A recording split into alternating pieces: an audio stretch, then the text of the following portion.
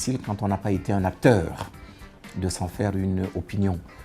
Le seul procès qui me vient un peu en mémoire, à raison de ce que j'étais déjà relativement conscient, c'est le procès de 1990 ou 91, lorsqu'on jugeait l'excellent confrère aîné, Maître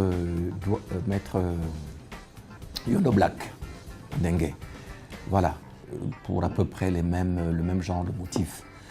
Voilà. Ici, cette fois, disons que nous avons un élément particulier, qui est que les personnes qui sont poursuivies sont présumées. J'insiste beaucoup là-dessus. Au stade où nous sommes, il n'y a encore que des présomptions.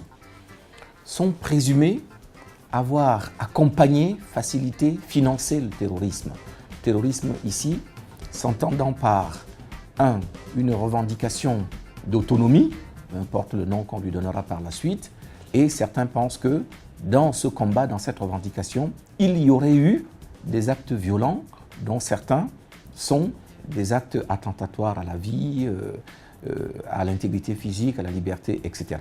Donc, vous voyez que rien que par l'énonciation de ces faits, vous comprenez que là, nous sommes dans des actions qui vont nécessairement avoir une dimension passionnelle, pathologique plus importante que ce que vous pouvez décrire, qui non seulement sont un peu loin dans l'histoire, c'est-à-dire dans la mémoire, mais aussi ne portent pas la même dose, le même impact, et politique, et autre, et passionnel, que les procès que vous pouvez essayer de rappeler tout à l'heure à la mémoire des Camerounais et plus particulièrement de vos téléspectateurs.